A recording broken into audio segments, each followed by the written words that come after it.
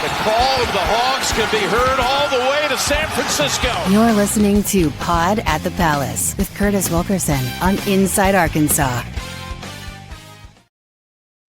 Good morning, everybody. Happy Monday, and welcome back to the Pod at the Palace. I'm your host, Curtis Wilkerson with Inside Arkansas.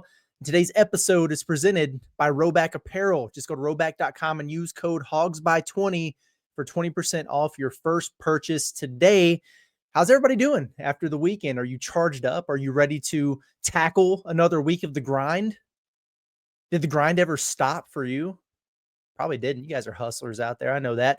Hey, I want to start the show with just a quick birthday shout out to my old man, my dad.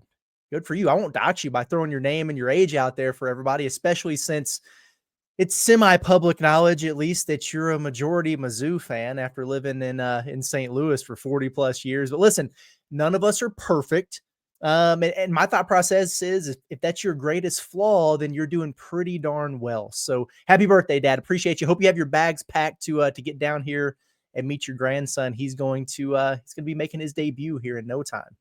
And by the way, I threw the shot out there for the Mizzou fan thing, but he did purchase the first Razorback onesie for the youngin. So we're excited about that. Folks, if you're starting the show here today and you're not subscribed to the Inside Arkansas YouTube channel, do that for us real quick while you're here. It's free for you, and it certainly helps us out a ton. We're trying to expand our reach. That's what we're doing here. It spreads, people. I mean, we just launched our football show over the weekend, and we're really excited with the turnout for that. We got some cool stuff planned for it. We're expanding in multiple ways that we're going to be able to announce here very, very soon. And we're also very, very close to some even bigger things going down as well. We just got to get across the finish line. But we're pumped, man. And no, it's not on 3.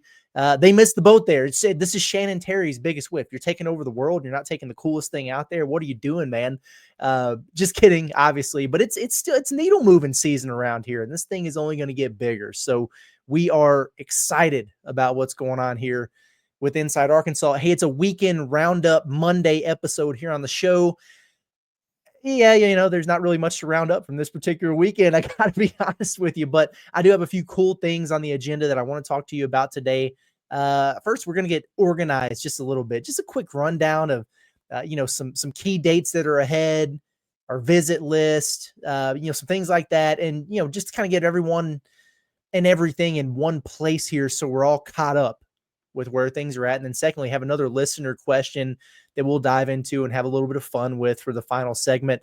Have some fun topics for you the rest of this week as well. I'm pretty excited about our Hot Take Tuesday episode tomorrow, but we'll worry about that when we get there. We got other business to attend to at first. And let's start actually with our heavy hitters presented by our friends over at HD Roofing and Construction. I was actually thinking about them last night when I was doom scrolling through some Instagram reels.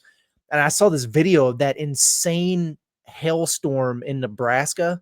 This is a little while back now, but it was legit baseball, softball sized hail. And it was punishing this couple's house.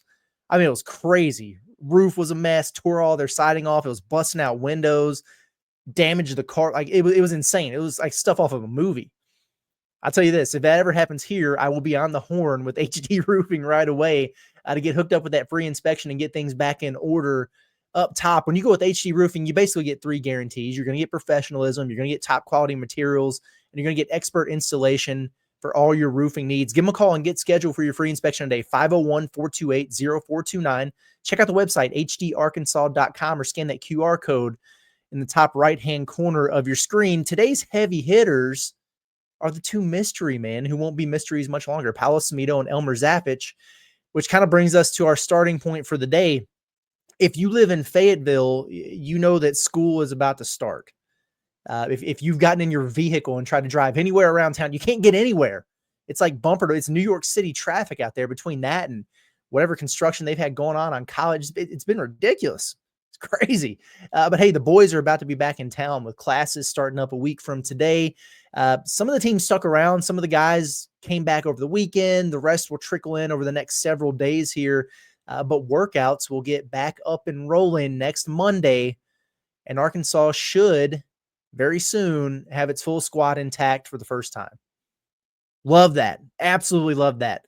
I would imagine that will mean that we get a formal announcement from the U of A on both Paolo and Elmer fairly soon, because we haven't had that just yet, because it was just a commitment, not that they were officially signed and everything when the news broke publicly. So I hope that it comes with the same cool, little highlight videos and everything that they did for the other guys. Remember, it was like every day one of the players got their own, it's like their own special day. Little highlight clips, the graphics were put out, everything. It was pretty sweet. I hope that these two guys get their day as well. That should also mean that they get added to the roster online. And I'll be interested to see what they wind up getting listed at. You guys know I'm a sucker for the height, weight, number stuff. Anytime we get an update to the roster, we have like a full episode about it. But, like all the recruiting services have Paolo listed at 7'1". And of course he played in the States, and, he was at least semi-evaluated the last few months there. Elmer, I've seen at 6'11" in a couple places. I've seen him at 7 foot in a couple places. Regardless, once they're added to the mix, this team is going to very quickly become one of the biggest in the country. And like, for whatever that's worth, I think it's cool. Last season, I was looking, and according to KenPom, Arkansas was the 18th tallest team in Division I basketball. It's pretty good. It's 78.7 inches tall, average height, which is a little over 6'6.5". That's where they were at. The tallest team was Duke at 79.8 inches tall. So, 6'7", nearly 6'8". And that makes sense. They were huge. And, the 6'6" point guards, and, Cooper Flag out there, Milo Watch, Conca Nipples, was like a 6'7" too. They were a very, very tall team. And so looking at it, and I'm just taking into account scholarship players here, because I think that's probably the way that they do it, and probably the way you're supposed to. But if Paolo is listed at 7'1" and Elmer is at 7 foot, that would give Arkansas scholarship roster an average height going into this season of 79.4 inches. So less than a half inch shorter than Duke, that was the tallest team in the country last year. That's up there, man. And it makes sense, because if you think about it, if you have Paolo and Elmer as 2 7-footers, and then Trevin and Malik Ewan and Nick Pringle are all listed at 6'10", that's a lot of big boys right there. But then you've got, obviously Kareem Rattel and Isaiah Sealy both at 6'7". You got Billy Richmond and Carter Knox both at 6'6". Malik Thomas now at 6'5". DJ Wagner at 6'4". I mean, it's a big team, man. It really is. I went back as far as KenPom would take me, and I did not see an Arkansas team that matched that height on the average. It took me back to like the Stan Heath days. So if nothing else, the Razorbacks will look the part getting off the airplane. You will not be able to mistake them for anything else other than a basketball team. But yes, limited practices will get rolling once school starts back. They'll still be doing the 8 hours a week thing, 4 for strength and conditioning, 4 on the floor, on the court with the coaches. Full official practices should start Monday, September 22nd. That is 6 weeks ahead of opening night against Southern.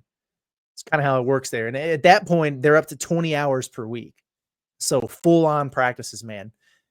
September 22nd. It's funny because, my entire life when, just growing up, first of all, playing and then obviously coaching in college for nearly a decade, practice started October 1st. Like, that was just the official start date of college basketball, no matter when your first game was. That was just kind of the way that it was.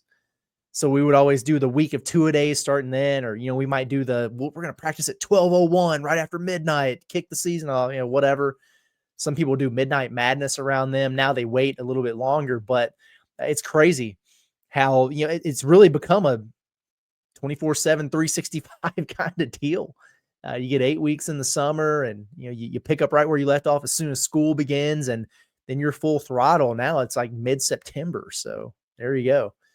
Hopefully John Calipari remains a man of his word, though, and lets us in for a practice at the end of September again. That would be really, really cool if he did that. Might be the first time I leave home after we have this baby. We'll see. See how the wife's feeling about it. Okay. In the meantime, thinking about football season, the biggest part about football season for the basketball program is official visit weekends, right? You always want to try to get them in, corresponding with the big football games. You get them, get them involved with the atmosphere and all that. Cal doesn't do that as much.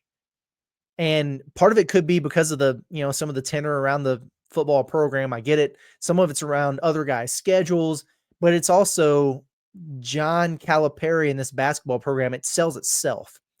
So they're not as big on that as maybe Eric Musselman was, But I mean, Malik Thomas was on campus for the Tennessee game last year, the football game. I'm sure that went a long way towards towards helping Arkansas land him. They probably would have anyway, but it certainly didn't hurt. At any rate, let me pull up the graphic here, and this, still subject to change, a lot still TBD, but just kind of where things stand as of today. Arkansas has 3 class of 2026 visit dates officially locked in, and it's 3 straight weekends, that kind of go around the start of official practices. So Arafan Gian, September 12th through 14th. If you don't know who these guys are by now, man, you got to stay tapped in a little bit more. But Arafan's the number 1 center in the 2026 class. Big fella, 7'1", 270. Arkansas, Houston at the top of the mix there. Then you got Jordan Smith Jr., September 20th, 21st, the next weekend. And obviously he's the number 1 combo guard in his class. A lot of places have him ranked number 2 behind Tyron Stokes in the class overall. This is Arkansas, Duke, Kentucky, maybe on the periphery there. But I think it's going to come down to Arkansas and Duke. And then Tay Kenny, the top point guard in the class, or one of the top couple point guards in the class, depending on where you look, the weekend after there. He'll be in town for that Notre Dame football game, September 26th, 27th. Ground to cover there for Arkansas. Louisville really trending. He's going on a tour to visit throughout the country as well. I think he's got 5 or 6 visits lined up, and Arkansas is the last one there. Looking at some of these other guys, both Cole Kluwer and Abdu Torre are finalizing some visit dates, but they plan on visiting this fall as well. And then more to come. There will be more visits. So I would say, keep an eye out on Baba Oladiton, who we talked about, the top 2027 prospect who reclassified last week. Arkansas's, John Calipari was front and center for him, throughout the course of Peach Jam in the summer several times. They've already offered him. Arkansas is in there. So wouldn't be surprised to see that come to fruition here. I'm monitoring carefully with Tyron Stokes still. I know a lot of people are saying, oh, well, he's trending to Kentucky. Maybe he's going to wind up at Louisville. He's got a couple other visits set. I understand all those things, but the people that I trust, that I talk to about this, tell me that Arkansas is, they're in play. Now, can you say they're at the top of the pecking order, or can you say they're a lead or anything? No, you can't. But if you get them scheduled and you get them in here for a visit, then I really do think it's game on. And at that point, I would say Arkansas's got a real shot. But they're in the conversations here. Who else? Let me think about this for a second. Of course, J.J. Andrews is already committed. Mika Murinen has already taken an official visit to Fayetteville. Does that mean he won't come for another one? No, not necessarily. So we'll keep an eye on that, but he's already done that. Others, I wouldn't be surprised to see a Brandon McCoy visit come about. So might be one to kind of keep an eye on if he drops a list or, some dates or whatever. I wouldn't be surprised to see Arkansas on that.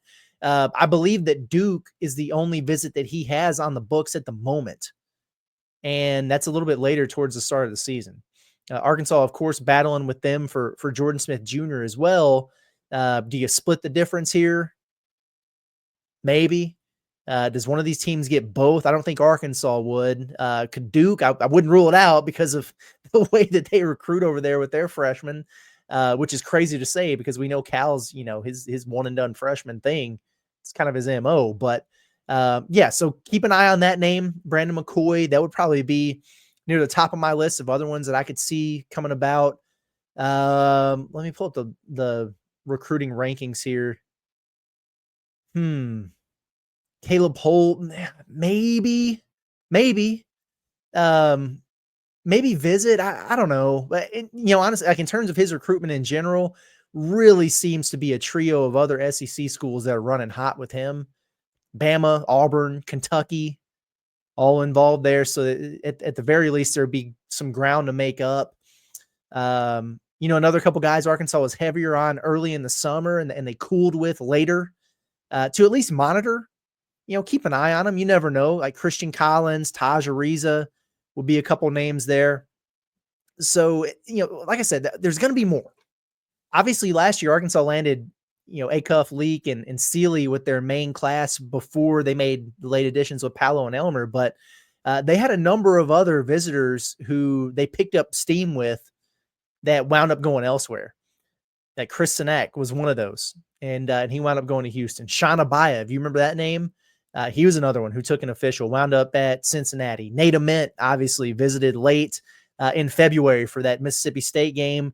And they had other guys like, Caleb Wilson. How many times was he scheduled to visit and then pushed it back and it wound up not happening? Koa Pete, who's at Arizona now, was a guy who was scheduled to visit and it wound up not playing out. So my point is that when it all shakes out, I would imagine Arkansas winds up with their 4 freshmen again in this 2026 class. But I would imagine that visit count winds up pushing up anywhere, maybe upwards of 10 or so.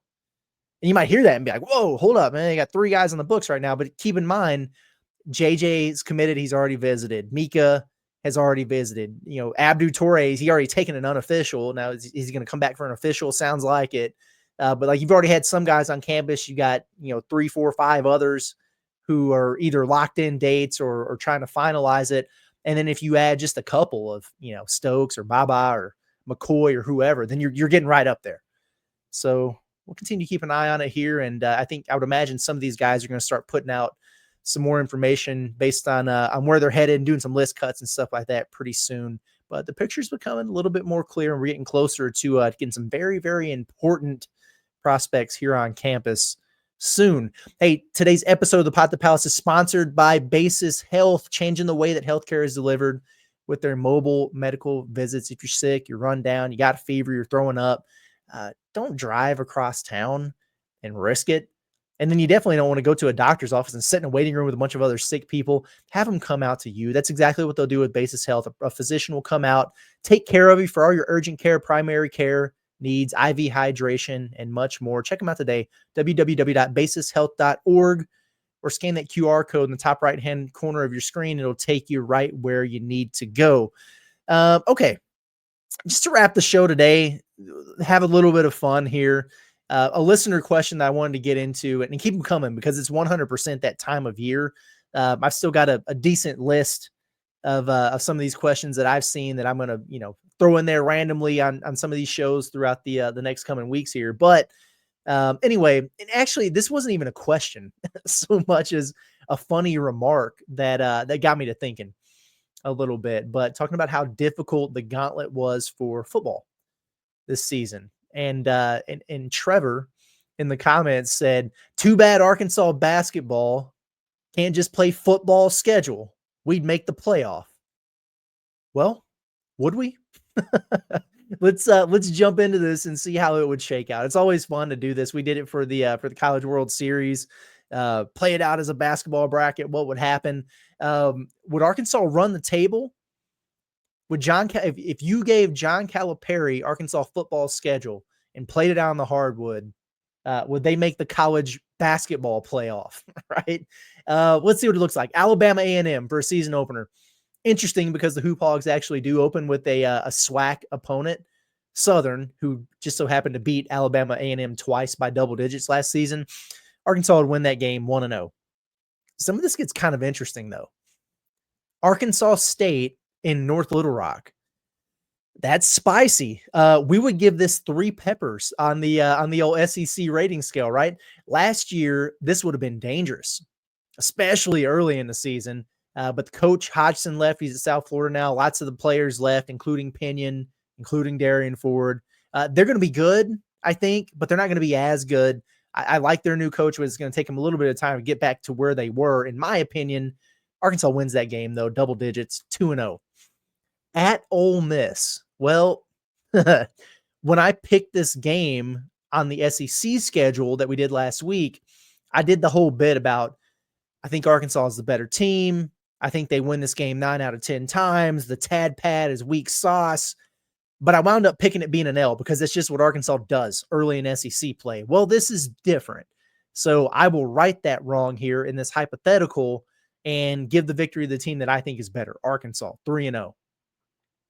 A true road game at Memphis. John Calipari would never, except in an exhibition, which is happening, by the way. But very few people have had a worse offseason than Penny Hardaway. It's been rough on my man Penny. Sanctions, because you got soccer players taking tests for your basketball team. PJ Haggerty, your All-American, dips, and he goes to play for Jerome Tang. That's very disrespectful. Dane Dange's eligibility case gets denied, so he's not back. The best transfer that you did bring in got arrested. I mean, good grief. If there were ever a year to do this, if you're Arkansas, it would be this one. So I take into account where they're at compared to where they usually are from a talent perspective. And then also the Hogs would have a massive crowd in Memphis. 50-50 split or better. Hell, honestly, they probably have more. This is a dub for Arkansas, 4-0. Next up, at home against Notre Dame. How mad would you guys have been if this was Arkansas's draw in the ACC SEC Challenge? If we did all that talking, they can't play Duke, but maybe they'll get North Carolina or Louisville or Will Wade and NC State. No, you get Notre Dame basketball. Y'all would have been salted. Hogs win, and they win big, 5-0. I don't think there's any drama here. On the road at Tennessee. Yeah, it's tough. That's a tough one. I do think Arkansas is the better basketball team this season. I think I've been pretty clear about why I feel that way. Boy, Thompson Bowling Arena is a house of horrors, though, for the Razorbacks. Only 4 wins ever in Knoxville, and they haven't walked out of there with a dub since 2017. I got to keep it real here. I would probably go with a loss, unfortunately. 5-1. It's where I would have Arkansas at this stretch. Texas A&M at home. Yeah, give me that dub over Bucky and the boys from College Station. No drama there, I don't think. 6-1. Auburn at home. Well, if there was one thing that folks were mad at me about last week when we predicted the SEC schedule, it was handing Arkansas a pair of L's to Bruce Pearl in my predictions. So let me actually put a little bit of thought into this here and see where we wind up. I did a little bit of research. Did you know Auburn has 18 players on their roster? What the heck? How do you even do that? How does that happen? How is that allowable? Looks like a football roster, a baseball roster. It was absurd.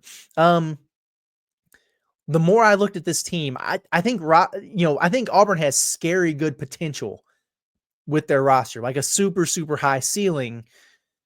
At the same time, there is definitely some bustability potential here too, the more that I look at it. You got one returner, one guy. Tahad Pettiford, and he's very good. Keyshawn Hall, very good. Is he a winning basketball player, though? I think that's a fair question to ask. Keyshawn Murphy is a solid SEC big man from Mississippi State. He ain't Janai Broom, though. Kevin Overton is out of Texas Tech, is a guy I believe will be a reliable SEC contributor. But is he Chad Baker-Mazara? Good, does he replace that? Or the shooter from Georgia Tech? Does he replace that? Or Denver Jones, does he replace that? You know what I mean? Maybe. So time will tell. They're relying on multiple guys from unconventional routes too who need to hit if they're going to hit as a team. Like I think about Abdul Bashir, for example. Very, very talented, top JUCO prospect.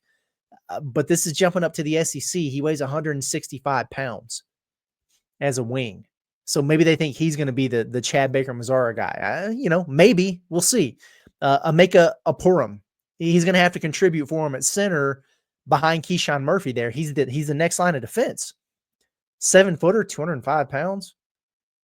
Yes, he was Defensive Player of the Year last year at his junior college. But I just feel like this is going to be a drop-off in the front court, man, from Janai Broom and Dylan Cardwell. I don't think that's a hot take. Doesn't mean they can't be good, but I don't think it's going to be the same. Will Elijah Freeman be what Chaney Johnson was as a Division II transfer? You better hope he is. Will it transfer? Will it transfer over for Filip Jovic from the international ranks, the Adriatic League, to the SEC? Maybe, maybe not. They better hope that it does. I mean, they kind of need all of this to play out the right way if they're going to max things out here. I'm going to give Arkansas a dub at home. In the jungle, different story at home. I actually like the Razorbacks the more I think about it. 7-1. Mississippi State at home. Apologies to the Cats who ranked Chris Jans ahead of John Calipari in their SEC power rankings. We talked about that on Saturday. The Hogs win this game in Bud Walton Arena just like they did last season, 8-1. Next would be at LSU. Boy, oh boy, this is a completely different world for basketball compared to football, isn't it? The PMAC versus Death Valley under the lights. You know what I mean? I did go to double check my work on LSU because the other day I said that I like their front court, but their back court's sus. Well, I still like their front court. I think Jalen Reed, Markel Sutton, Robert Miller, Michael Nwako, it's solid. It's not elite. It's nothing crazy, but it's good. But it's Deaton Thomas and a bunch of low major guys they were banking on popping in the SEC in the backcourt. Hogs win that game in Baton Rouge in basketball, 9-1. At Texas, same thing. The difference in playing there for a football game versus a basketball game. Do you know Texas lost 7 home games last year at the Moody Center? It's wild to me. As nice of an arena as that is, they're just a weak home court advantage for them for whatever reason. I do think that they will be sneaky good in year one under Sean Miller, but there's just no star power on that roster. They've got a bunch of good players. I like Tremont Mark. I like Jordan Pope. I like Dalen Swain. But who is the dude? I don't think they have it. There is no Trey Johnson suiting up for the Longhorns this season. Arkansas gets that one 10-1. And then Missouri at home. Come on now. You know the golden rule. We do not pick Arkansas to lose to Missouri in basketball under any circumstances. Kids, write it on the chalkboard 100 times. We do not pick Arkansas to lose to Missouri in basketball under any circumstance. We just don't do it, especially at home. 11-1. I think that gets Arkansas in the college football playoff, don't you? Even if we added a loss at Ole Miss or to Auburn or whatever, I still think the committee would vote them in. SEC bias, right? But yeah. Shoot, it wouldn't be crazy for them to run the table. That Tennessee on the road is tough, though. Like in real life, I'm happy that Arkansas gets Tennessee at home this year and doesn't have to go there. I wasn't even covering the beat the last time Arkansas won in Knoxville. It's crazy. I've lived here for 5 years now, and I wrote about Arkansas for a different website while still living in St. Louis for 2 years. Not one time have I written about Arkansas winning at Tennessee. It's crazy, man. Anyway, that was silly. Fun to do, though, in middle of August, right? So thanks for the thought there, Trevor. It was a good time. And like I said, I'm excited about some of the things that we got planned for the rest of the week, particularly tomorrow. The Hot Take Tuesday is going to be fun. Looking forward to that episode, and I'm sure we'll have plenty of stuff that comes up between now and the end of the week that'll be fun to roll through. So be on the lookout for that. Appreciate everybody for tuning in, tapping in. As always, I'm going to get out of here for today, but we'll be back tomorrow. We ride at dawn here at the Pod at the Palace, so make sure that you tap in with us. Enjoy yourselves. Appreciate you. We'll see you next time.